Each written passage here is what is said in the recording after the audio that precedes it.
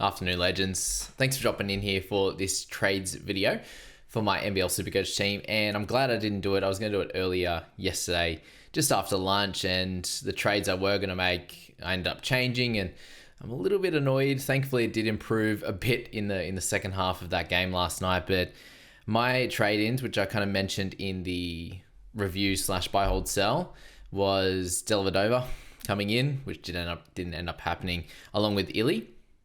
And that was going to be selling Zakarski and also Bryce Cotton. But I did end up changing my mind, just more the fact that I did want a little bit more upside at captain.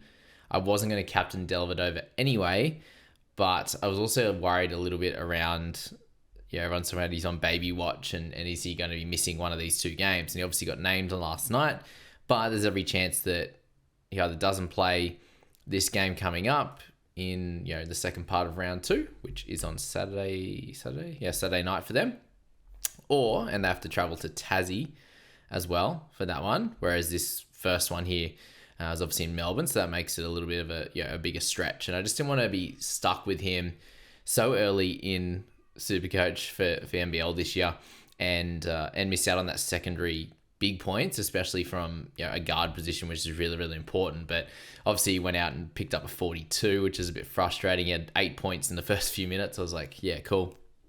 8 actual points, not even Supercoach points there. But didn't end up going for that one. And I am using a boost this week. I've launched into it, and that was around getting a cash cow. So Rob Lowe, with a break even of 19, coming into this double, he's already past that with a game to go. So he's going to make 20 odd K most likely. If he shoots anywhere near a 20, he'll go up over 20K. And the way that it is going to work price-wise, guys, for those that aren't sure, for every point you score over your break even, you will end up getting $1,000 in cash. Same on the other side. For every point you score under your break even, it'll be a pretty well, I think it's exactly 1,000. At this stage, I'm not sure if it changes week to week based on the scoring like it does in NRL, but that's what it's projected to do for all of these guys. So for Lowe, he's already going to make 3, unless he goes negative.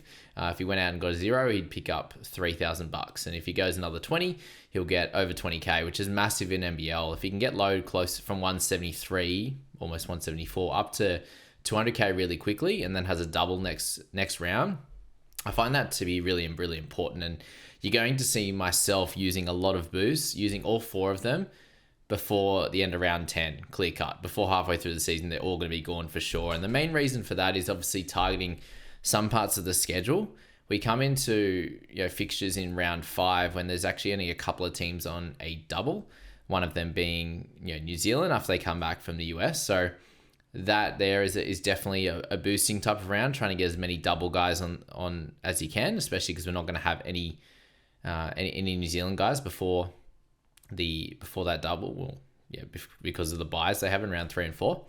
So that's definitely going to be a boosting week. But the reason we got the boost, obviously some of it's to do with schedule and getting as many double game guys, but it's to do with getting price rises as fast as possible. So that's what I wanted to go for here, and I wanted some upside.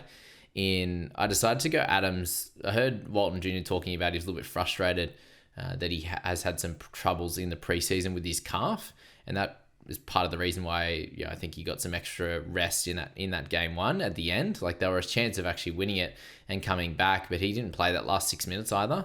And then his minutes are probably a tick low, and he's a little bit frustrated with where he is at and his body's at. So I was like, well, who has the massive upside? And it is going to be Adams in a really, really good team. So I've popped him in the side along with Illy and Rob Lowe. So the same 2 guys in Cotton and Zakarski are out, but I've also decided reluctantly, but that's the decision I went for, especially with Illy getting 18. It's a little bit frustrating with a break even of 33, is to be selling Kendrick Davis. And he's likely to be coming back into the side next round. How it works out is because I was able to do these trades because Rob Lowe I could use as a double next week.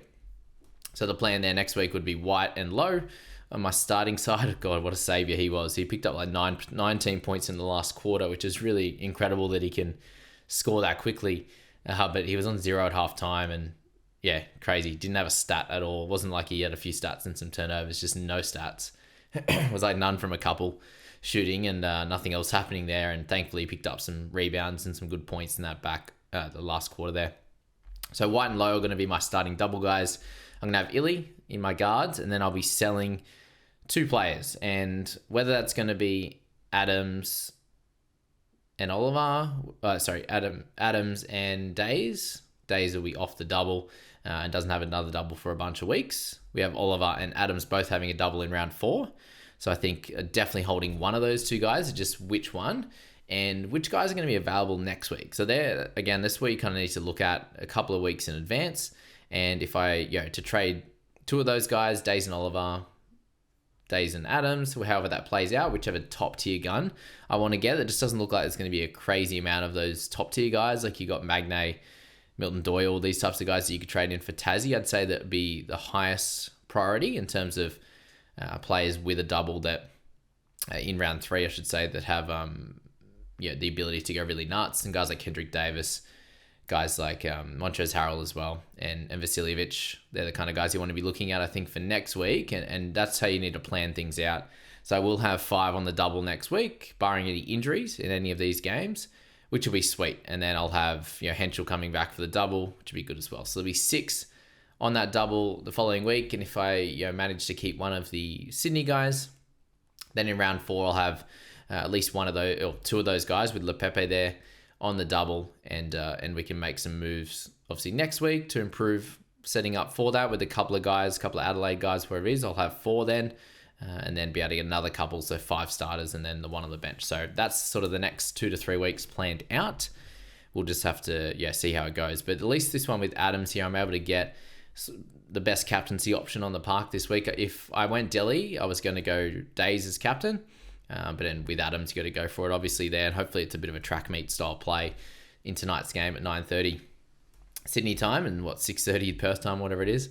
And Adams to have a really, really good game. So we got out of last night, fairly well, to be fair. Obviously I had a good start to round 1 myself. Last night, Derek Walton Jr. was the other option, and I was a bit worried about him. So my main problem with last night was Illy with the 18, just tough because I didn't have him last week. He goes well at 31 and then into a low one this week. But the guys that scored well, unfortunately, were all the players we didn't have, right?